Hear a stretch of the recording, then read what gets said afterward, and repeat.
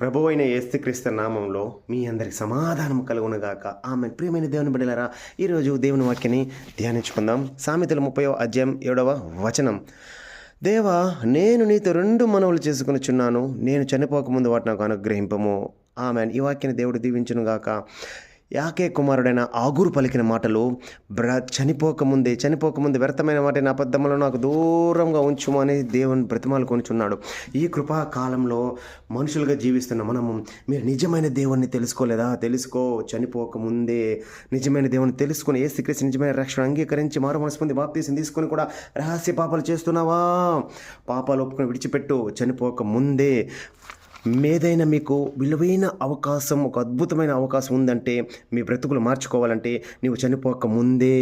అందుకే బ్రతికి ఉండగానే మన జీవితాన్ని మార్చుకుందాం, అనేక మందిని బ్రతికిద్దాం, దేవుని వైపు తిప్పదాం. ఈ వాక్యాన్ని దేవుడు